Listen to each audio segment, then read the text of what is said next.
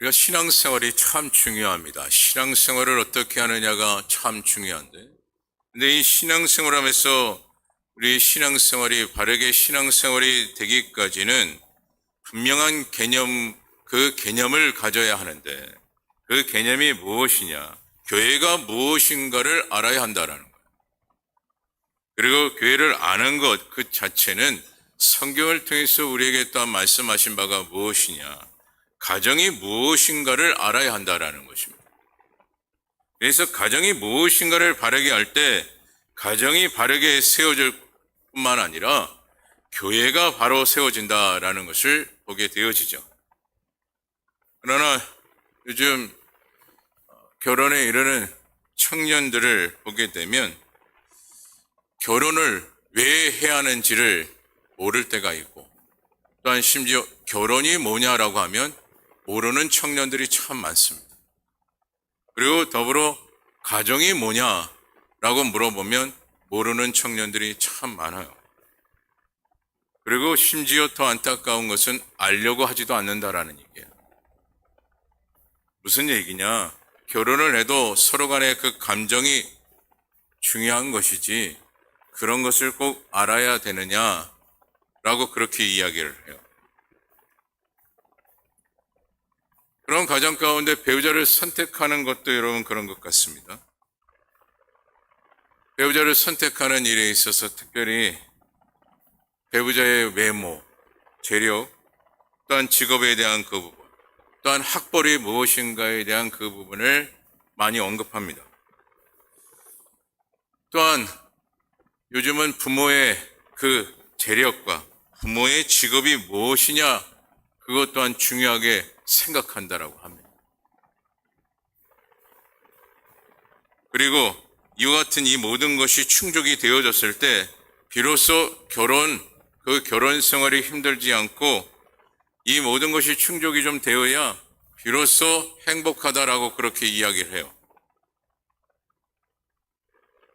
여러분, 이 모든 건 물론 우리가 결혼해서 가정 내에 필요한 것은 사실입니다. 하지만 이와 같이 지금 표현하고 있는 청년들의 이 모습을 보게 되면 무엇을 의미하고 있는 것입니까? 결혼에 대한 그 기준을 제대로 알지 못하는 것과 동시에 결혼에 대한 그 중요성을 알지 못하는 것이고 가정에 대한 그 개념을 제대로 알지 못하는 거예요.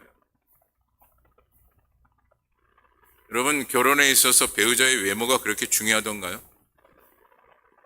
또한 가지고 있는 그 물질, 재력, 그가 가지고 있는 학력이 그렇게 중요하던가요? 그래야만이 가정 내에 행복이 있고 기쁨이 있고 감사가 더해집니까? 그래야만이 가정이 가정다워지는 걸까요? 이 조건을 계속해서 우리가 생각하고 마음에 두고 있다면 아직까지도 우리는 무엇을 알지 못하는 것입니까? 가정에 대한 개념과 본질을 알지 못하는 거예요. 물론 결혼과 가정에 대해서 정확한 정답을 말할 수는 없습니다. 하지만 결혼과 가정에 대한 개념과 본질을 안다면 우리가 앞서 이야기했던 그 조건을 중요하게 생각하지 않는다라는 것이죠. 또한 결혼과 가정의 개념과 본질을 알게 되면 힘든 일이 생길지라도 무엇하지 않습니까? 전혀 흔들리지 않는다라는 얘기예요. 마찬가지로 가정이 곧 교회라고 말씀을 우리에게 전하고 있는데 우리가 교회 내 성도가 교회의 개념을 알지 못한 채 신앙생활을 하게 된다면 어떤 일이 벌어지게 될까요? 작은 일에도 흔들리게 됩니다. 뿐만 아니라 교회의 본질을 알지 못하면 오히려 무엇이 생기느냐? 문제가 생기게 되어져요. 그래서 작은 문제에도 득달같이 달려드는 그런 일들이 벌어지고 있지 않습니까? 그리고 여러분 그것을 아십니까? 교회의 본질을 모르면 그저 남의 떡이 더 좋아 보이게 됩니다. 즉 다른 교회에서는 이렇게 하고 있는데 이렇게 하고 있는데 우리 교회는 왜 이렇게 하지 못하나? 이런 마음들이 커져간다라는 거예요. 무엇을 알지 못하면요? 교회의 본질을 알지 못하면. 여러분, 이와 같은 이 모습이 결코 오늘날 우리에게는 없어야 합니다. 이와 같은 이 모습이 없기까지는 우리는 무엇을 알아야 합니까? 교회의 본질을 알아야 합니다. 여러분, 쉽게 접근해 드리면 이런 겁니다. 만약 가정에서 자녀가 부모에게 이렇게 얘기해요. 아빠는 왜 옆집 아저씨처럼 못하는 거야? 왜 아빠는 옆집 아저씨처럼 능력이 없어? 왜 옆집 아저씨처럼 아빠는 돈을 못 버는 거야? 또 때로는 엄마는 왜 옆집 아줌마처럼 요리를 못해? 왜 그렇게 생겼어? 이것저것을 따지며 이야기를 한다고 한번 생각해 보십시오. 그렇다면 자녀가 이렇게까지 얘기합니다. 우리 집은 왜 이렇게 못 살아? 우리 집은 왜 부자가 못 된 거야? 왜 우리 집은 이렇게 남들 가정보다 능력이 없는 거지? 라고 자녀가 여러분 이야기를 한다면 뭐라고 하시겠습니까? 여러분, 이와 같이 자녀들이 이야기하고 있는 것은 뭐예요? 가정의 본질을 모르기 때문에 그러는 거예요. 더 나아가 가정의 그 소중함을 제대로 알지 못하기 때문에 이와 같은 이 질문을 하고 있는 것이죠. 그저 조건적인 것에 매여서 그 조건이 채워지지 않으면 안 되는 것처럼 여기고 있는 거예요. 그것이 무엇이에요? 본질을 알지 못하기 때문에. 오늘날에도 교회에 다니고 있는 교회의 성도들, 그들의 그 신앙생활 속에서도 끊임없이 비교와 더불어 불평과 불만이 많아지고 있음을 수많은 목회자들을 통해서 듣고 있습니다. 이것 또한 무엇입니까? 교회의 본질을 모르고 있기 때문에 그래요. 더 나아가 교회의 소중함을 모르고 있기 때문에 그와 같이 비교하고 불평과 불만이 많아지고 있는 것입니다. 더 나아가 이와 같은 일들이 커지면 커질수록 결국 교회 안에 무슨 노릇을 하고 있는 것입니까? 주인 노릇을 하고 있는 겁니다. 그러다 보니 주님께서 늘 날마다 새롭게 하시는 그 은혜의 공급을 받지 못하는 생활이 되고 마는 것이죠. 다시 말해 새롭게 하신다라는 것은 영적 변화를 이루는 것인데 그 영적 변화를 이루지 못하는 거예요. 어제 저희 동기 목사와 통화를 하게 되었습니다. 하면서 하소연을 이야기하더라고요. 그 하소연 중에 내가 담임 목사인데 유일하게 우리 교회 부목사 한 명이 있는데 내가 그 부목사 눈치를 보고 있다 라고 이야기하더라고요. 그래서 무슨 일인가 해서 물어봤어요. 그랬더니 우리 동기 목사가 하는 얘기가 뭐냐, 그 부목사에게 일만 시키면 꼭 이야기하는 게 있는데 그게 뭐냐, 교회 이런 것을 제가 해야 합니까?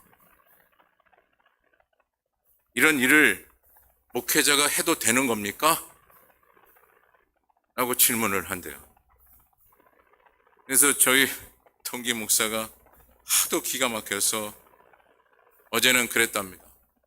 목사님, 교회의 본질이 뭡니까? 라고 이야기를 했대요. 그랬더니 대답은 하지 않고 엉뚱한 소리만 해댔다고 그렇게 저에게 이야기를 하더라고요. 오늘 우리는 무엇을 알아야 합니까? 교회의 본질을 알아야 합니다. 우리가 교회의 본질을 바르게 알면 교회가 성장되어질 뿐만 아니라 더불어 우리도 믿음의 성장을 이루게 된다는 것이에요. 그렇다면 우리가 교회의 본질을 알아야 되는데 그것을 오늘 본문을 통해서 세 가지로 정확하게 우리에게 알려주고 계셔요. 그 첫 번째가 뭐냐? 교회의 본질은 성령이 그 기초를 세우셨다라는 거예요. 누가 기초를 세우셨다고요? 성령이 기초를 세우셨다. 무엇의 기초를요? 교회의 기초를 세우셨다. 즉, 교회는 누가 세우신 것입니까? 성령께서 세우신 거예요.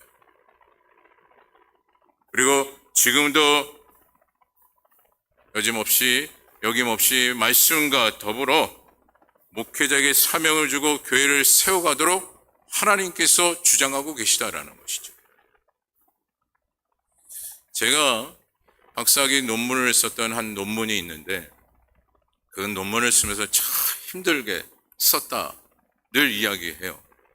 어떠한 재료도 없었고 자료도 그렇게 많지 않았기 때문에 논문을 3년간 쓰면서 너무나도 힘들었습니다. 그 논문의 제목이 뭐냐면 교회의 공간, 또한 교회의 환경, 교회의 건축에 대한 그 부분에 논문을 썼어요. 저희 플러에서 그 논문을 쓴 것은 처음이라고 이야기하면서 매우 좋게 여기셨는데 저도 맨 처음에 시작할 때는 정말 내가 이런 일을 하고 있구나 해서 좋았지만 그 논문을 쓰는 게 너무나도 힘들었어요. 앞서 말씀드렸던 것처럼 자료가 없기 때문에.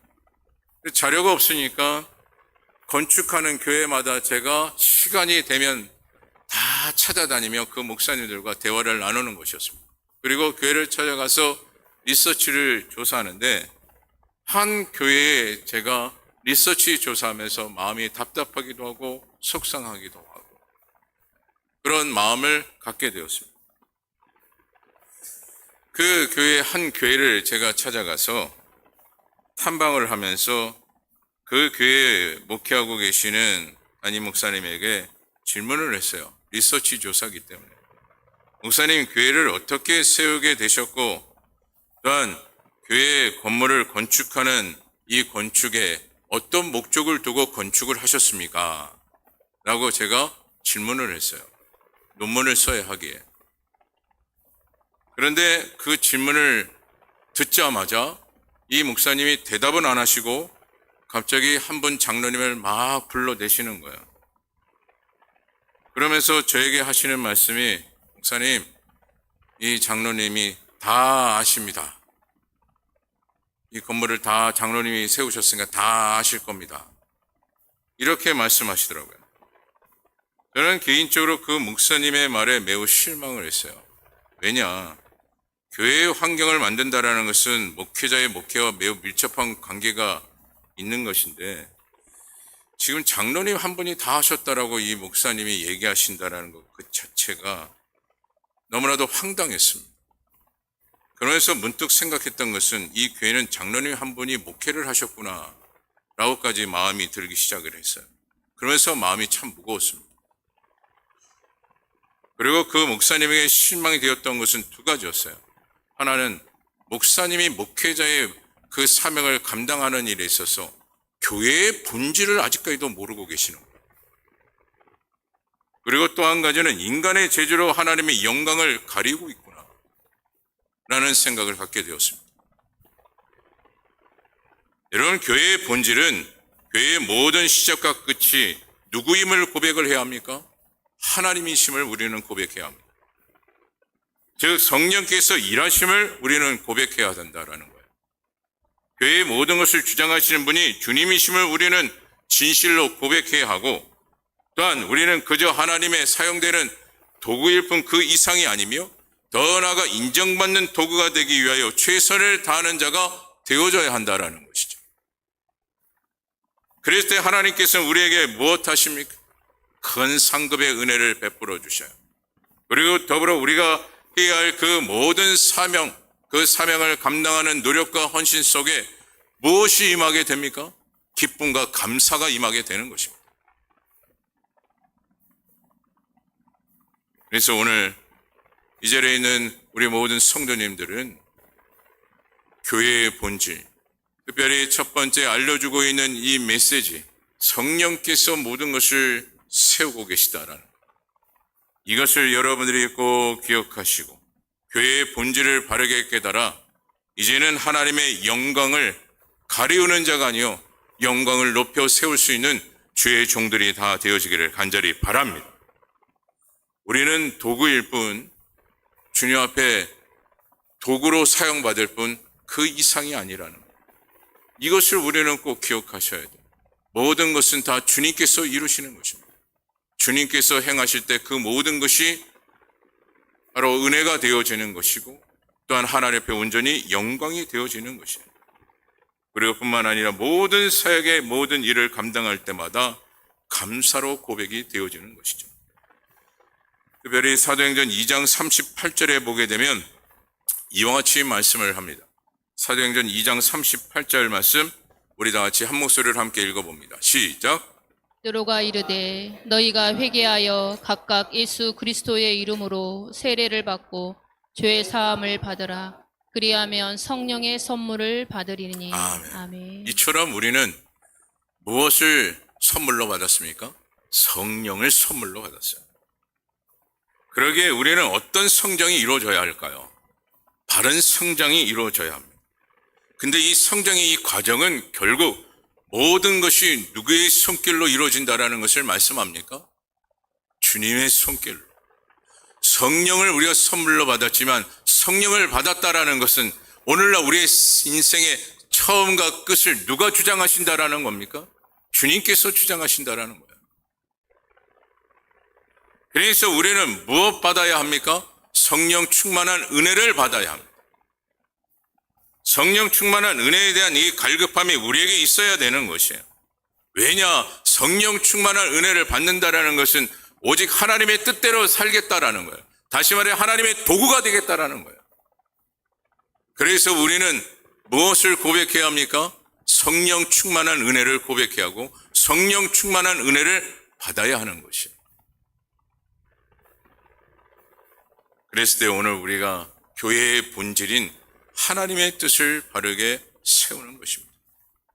그리고 둘째로 교회의 본질은 가르침을 받으며 성장해야 된다라는 거예요. 자, 우리 본문 42절의 말씀을 다 같이 함께 읽어보도록 하겠습니다. 본문 42절입니다. 다 같이 읽어봅니다. 시작. 그들이 사도의 가르침을 받아 서로 교제하며 떡을 떼며 오로지 기도하기를 힘쓰니라. 아멘. 아멘. 이처럼 교회의 본질은 무엇이라고요? 사도의 가르침을 받아야 된다라는 것입니다. 지금으로 이야기하면 목회자들의 그 성경의 그 가르침을 받는 그것이 바로 교회의 본질이라는 거예요. 예, 간혹 참 제가 마음 아픈 게 뭐냐면 교회에 연륜이 좀 되신 분들은 다 압니다라는 이 교만의 모습을 보일 때가 있어요. 근데 정작 물어보면 아무것도 모를 때가 많습니다. 교회의 본질은 무엇이라고요? 가르침을 받아야 되는 거예요. 이것이 교회의 본질이에요. 끊임없이 말씀의 가르침을 받아야 합니다. 이것은 목회자도 예외가 아닙니다. 목회자가 어찌 성경 66권의 말씀을 다 알 수가 있겠습니까? 그러기에 매일같이 목회자들도 말씀을 읽고 연구하고 배우는 그런 과정들을 계속해서 겪고 있어요. 왜요? 교회의 본질이 있기 때문에. 교회의 본질을 알고 있기 때문에. 그래서 끊임없이 가르침을 받고 있는 겁니다. 그런데 사도행전 4장 2절에 보면 이 가르침을 배척했던 자들이 있습니다. 우리 사도행전 4장 2절 말씀 다 같이 한 목소리를 함께 읽어봅니다. 시작. 예수 안에 죽은 자의 부활이 있다고 백성을 가르치고 전함을 싫어하여. 아멘. 지금 가르침을 받는 것, 이것을 싫어했던 인물이 누구임을 사도행전 4장을 통해서 보게 되어지느냐? 바로 바리새인들과 서기관들, 사두개인들이 이와 같이 하나님의 말씀, 그 말씀을 받는 것, 그 말씀을 듣는 것, 더불어 말씀을 가르침을 받는, 말씀에 대한 가르침을 받는 것을 싫어했다라고 지금 말씀하고 있어요. 그러니 그들이 누구를 싫어했습니까? 예수님을 싫어했고 제자들을 싫어했던 거예요. 무엇을 받지 못하였기 때문에요? 가르침을 받지 않았게. 그것을 싫어했게. 그러나 오늘 저와 여러분들은 성령 충만한 은혜가 여러분 가운데 임하여서 말씀을 주신 그 말씀의 가르침을 늘 마음 가운데 사모하며 말씀의 힘을 얻고 영적 성장에 이르는 주의 종들이 다 되어지기를 간절히 바랍니다. 마지막 셋째로 교회의 본질은 무엇이냐? 서로를 교제하며 온전하게 되는 것을 말합니다. 자, 그 말씀이 본문 46절의 말씀인데 46절의 말씀도 다 같이 한 목소리를 함께 읽어봅니다. 시작. 날마다 마음을 같이하여 성전에 모이기를 힘쓰고 집에서 떡을 떼며 기쁨과 순전한 마음으로 음식을 먹고. 아멘. 이 말씀 한 구절만 봐도 지금 교회의 성도들이 모이기에 힘썼다라는 것을 보게 되어집니다. 그리고 교회는 결국 성령의 기초 위에 무엇이 되어야 함을 말씀을 통해서 보게 됩니까? 하나가 되어야 함을 말씀을 통해서 보게 되어지죠. 이 하나에 대한 이 부분을 언급하고 있는 말씀이 고린도전서 12장 12절에서 13절에 이르러 말씀을 하고 있는데, 우리 고린도전서 12장 12절과 13절의 말씀도 우리 한 목소리로 함께 읽어보도록 하겠습니다. 다 같이 읽어봅니다. 시작. 몸은 하나인데 많은 지체가 있고 몸은 지체가 많으나 한 몸인과 같이 그리스도도 그러하니라. 13절 말씀 띄워주시죠. 우리가 유대인이나 헬라인이나 종이나 자유인이나 다 성령으로 세례를 받아 한 몸이 되었고 또 다 한 성령을 마시게 하셨느니라. 아멘.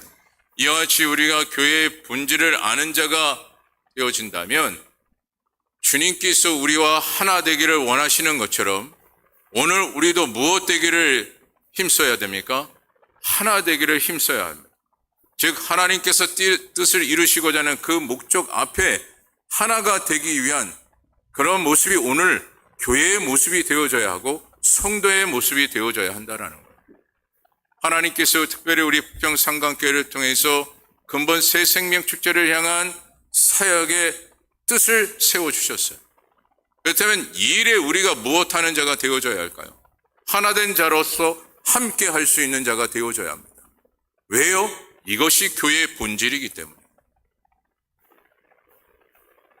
제가 중국 단기 선교를 갔을 때 현지 선교사님이 갑자기 설교를 부탁하시는 겁니다. 근데 그 교회에 성도님들이 한국말을 모르는 오리지널 중국 사람들이에요. 현지 중국 사람들이었어요. 그리고 예배에 한 20% 참여한 사람들은 우리 선교팀밖에 없었습니다. 한국말을 들을 수 있는 사람이 한 20%밖에 없었어요. 그냥 그때 당시 한 50명 정도 그렇게 앉아 있었는데요. 그래서 제가 이해가 되지 않아서 선교사님, 제가 설교는 하겠으나 통역은 해주셔야죠. 이들이 한국말을 어떻게 듣습니까? 통역을 해주셔야죠. 그렇게 이야기를 했더니 이 선교사님이 미소를 지으면서 그냥 한국말로 설교하시면 됩니다. 이렇게 이야기하는 거예요. 그리고 굳고 통역을 하지 않겠다라고 합니다. 그래서 참 희한하다. 이걸 어떻게 해야 되나. 난감하기도 했지만 그래도 순종해야 되겠다 하는 마음으로 20분 동안 제가 한국말로 설교를 했어요. 열심히 다하여 설교를 했습니다. 근데 참 놀라운 것은요. 한국말을 모르고 있음에도 불구하고 그 참여한 중국 분들이 저와 눈을 마주치는 일에 한 번도 빠짐없이 놓치지 않았다라는 얘기예요. 여러분 이해가 되십니까? 우리가 알아듣고 있는 한국말도 오래 듣다 보면 눈을 마주치기가 어려운데, 근데 그분들은 전혀 알아듣지 못하는 한국의 언어로 설교를 듣고 있음에도 불구하고 저와 눈을 마주치는 일에 최선을 다하는 그 모습을 보았어요. 그래서 제가 선교사님에게 물었습니다. 선교사님, 이게 어떻게 된 일입니까? 아멘 소리는 우리 선교팀들만 이렇게 고백을 하긴 했지만, 근데 놀라운 것은 나머지 중국 분들이 설교를 듣는 그 자세와 더불어 저와 눈을 마주치는 일을 한 번도 놓치지 않는 것을 보았습니다. 이게 어떻게 된 일입니까? 라고 얘기를 했더니 이 선교사님이 본인이 개척한 지가 한 7년에서 8년이 됐는데 처음부터 뭘 가르쳤느냐? 교회의 본질을 가르쳤던 거예요. 교회가 왜 세워졌고 교회가 왜 중요하며 교회를 통해서 성도들의 그 역할이 무엇인가를 하나도 빠짐없이 체계적으로 성도들을 가르치고 또 가르쳤다라고 합니다. 이 교육을 반복적으로 하다 보니까 어떤 언어로 어떤 선교사님이 어떤 목회자가 설교를 하든 그 예배가 소중하고 그 예배에 대한 그 부분을 늘 마음에 담기를 바라고 최선을 다하여 예배 드리는 것이 우리 성도들의 습관이 되었습니다. 라고 이야기하는 거예요. 오늘 우리는 어떻다고요? 알아듣고 있는 한국말도 듣다 보면은 지칠 때가 있는데. 여러분, 이와 같은 이 모습 속에서는 결국 우리가 무엇을 놓치고 있는 것입니까? 아직까지도 무엇을 깨닫지 못하고 있는 것입니까? 본질을 놓치고 있는 것이고, 아직까지도 교회의 본질을 알지 못하고 있는 거예요. 교회의 본질을 안다면 그 예배가 은혜예요. 축복이고, 그 예배를 놓칠 수 없는 은혜의 시간이 되어지는 것입니다. 무엇을 바르게 알면요? 교회의 본질을 바르게 알면. 그래서 오늘 이 자리에 참여한 여러분 모두는 재차 여러분들에게 강조를 드리고 싶은 것은 교회의 본질을 바르게 아는 주의 종들이 되어지기를 간절히 바랍니다. 빌립보서 2장 1절에서 2절까지의 말씀에 보게 되면 일단 이와 같이 말씀을 합니다. 우리 빌립보서 2장 1절과 2절 다 같이 한 목소리를 함께 읽어봅니다. 시작. 그러므로 그리스도 안에 무슨 권면이나 사랑의 무슨 위로나 성령의 무슨 교제나 긍휼이나 자비가 있거든 2절 말씀 띄워주세요. 예, 시작. 마음을 같이하여 같은 사랑을 가지고 뜻을 합하며 한 마음을 품어. 아멘. 이와 같이 계속해서 강조하고 있는 메시지가 뭡니까? 성령 안에서 함께 교제하는 것이 중요하며 그 교제 가운데 하나가 되는 것이 매우 중요함을 말씀을 하고 있습니다. 오직 주 안에서 우리는 무엇 되기를 힘쓰는 자가 되어져야 합니까? 하나 되기를 힘쓰는 자가 되어져야 합니다. 왜요? 그것이 교회의 본질이기 때문에. 그랬을 때 오늘 우리가 예배를 드리는 것이 행복하며 또한 예배를 드림과 동시에 모든 헌신과 사역을 감당하는 것 그 자체가 감사로 여겨지게 되는 것입니다. 제가 청소년 시절과 청년 시절 그때 그 시점에 저희 큰형님에 이끌려 교회를 새롭게 다니게 되었는데 그전 교회에서는 큰 교회를 다녔어요. 한 3,000명 이르는 그 교회에서 제가 신앙생활을 하고 있는데 갑자기 저희 큰형님이 이제 목회 그 시점에 이르러 아시는 목사님이 계시다고 하면서 그 교회에 출석을 하게 되었고 저희 어머님과 동시에 모든 가족들을 다 이끌고 그 교회에 출석하도록 하게 했습니다. 그런데 그 교회가 어디였느냐? 지하교회였어요. 창문이라고는 요거 딱 하나 있는 그런 지하교회. 그리고 들어가면 곰팡이 냄새가 항상 풍기는 그런 교회. 그런 교회에 저희 형님이 거기에 등록을 하시고 온 가족을 다 불러서 함께 교회에 출석하도록 했는데요. 그 교회가 어디에 위치하고 있었느냐? 서울 마포에 있는 교회였습니다. 그 교회 이름이 아멘교회라는 교회인데 그런데 중요한 것은 저희 집은 어디였느냐? 당시 교회와 집의 거리를 여러분들이 아셔야 하게 말씀을 드리는데 여러분이 잘 알고 있는 경기도 부천이었어요. 약대동이라는 곳에 저희가 살았는데 그 부천에서 그때 당시에 마포까지 교통편으로 가면 최소 2시간 반이 걸렸습니다. 지금은 얼마나 걸리는지는 모르겠는데 최소 2시간의 반에 걸쳐서 교회를 갔어요. 왕복으로 따지면 5시간에서 좀 막히면 6시간, 더 막히면 7시간이 걸리는 그런 신앙생활을 했습니다. 그런데 중요한 것은 그와 같이 그 거리가 있음에도 불구하고 그냥 교회에 가는 것이 기뻤고 교회에 가는 것이 즐거웠고 예배 드리는 것이 소중했어요. 우리 온 가족 모두가 그와 같이 2시간 반을 가는 동안 그 누구도 불평하거나 짜증내거나 화를 낸 적이 없습니다. 어떻게 보면 더 빨리 가야 되겠구나 라는 그 마음을 더 갖게 되었어요. 여러분 생각해 보십시오. 그 지하교회 뭐가 있겠습니까? 곰팡이 냄새만 풀풀 풍기는 그런 교회. 무슨 특별한 프로그램이 있겠습니까? 뭐가 있겠습니까? 악기라고는 또한 있는 것이 피아노 한 대와 어쿠스틱 기타, 그것이 전부였어요. 특별한 프로그램이 없다 보니 청년들이나 청소년들이 삼삼오오 모여서 큐티하고 서로 찬양하고 기도하는 것, 그것이 전부였어요.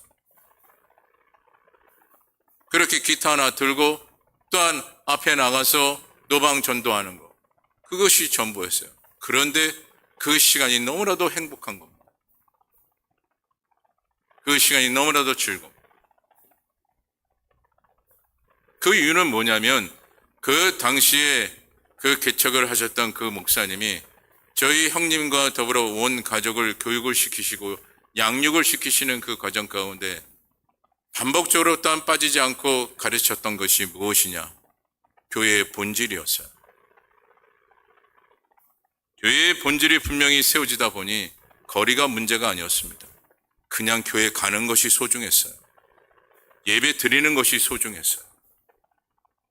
그 시간이 너무나도 귀한 것이었습니다. 교회의 본질을 아니까. 하지만 교회의 본질을 알지 못하면요, 모든 것이 괴로운 거예요. 가까워도 괴로운 거예요. 오히려 어떤 분은 그러더라고요. 교회가 너무 가까워도 안 돼. 이런 분이 계세요. 멀어도 안 돼, 가까워도 안 돼. 그러면 어떻게 하자라는 겁니까? 무엇을 잃고 있는 거예요?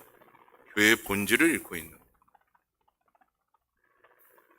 근데 그와 같이 교회의 본질에 대한 그 중요성을 가지고 신앙생활을 했던 그때 당시에 그 지하교회 50명에 이르는 그 성도들 중에 목사가 몇 명이 되었느냐? 4명이 되었고요.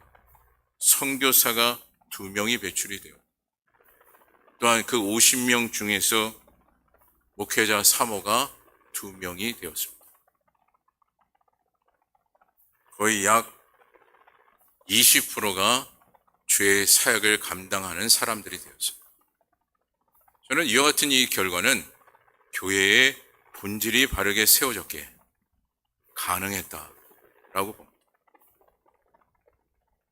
그래서 오늘 저와 여러분들은 교회의 본질을 놓치지 마시기 바랍니다. 그리고 이 시간 마지막 여러분들에게 이렇게 질문을 하고자 합니다. 여러분들은 교회의 발걸음, 예배의 발걸음이 즐겁고 행복하십니까? 그리고 교회 안에 무엇을 한다는 것에 그저 기쁨이 넘치십니까? 그렇다면, 여러분들이 그렇다면 교회의 본질을 바르게 알고 있는 자요. 만약 그렇지 못한다면 교회의 본질을 알지 못하는 것입니다. 말씀을 마칩니다. 교회는 성령이 임재하는 곳이에요. 사람이 있으나 먼저 이 기초를 세우신 분이 성령 하나님이심을 우리에게 말씀하고 계십니다. 그러기에 우리는 무엇의 가르침을 철저히 받아야 합니까? 성령의 가르침을 받아야 하고 성령의 이끌림 가운데 함께 하나된 모습으로 모여야 합니다. 그것이 교회예요. 그러기에 우리 부평상강교회는 성령이 임재하는 교회로서 말씀을 알고 깨닫고 배우는 그 모든 일에 힘쓰는 주의 종들이 다 되기를 소망하고요. 더 나아가 그리스도의 사랑 안에 하나된 교제가 이루어지기를 간절히 주님의 이름으로 축원합니다. 오늘도 이 시간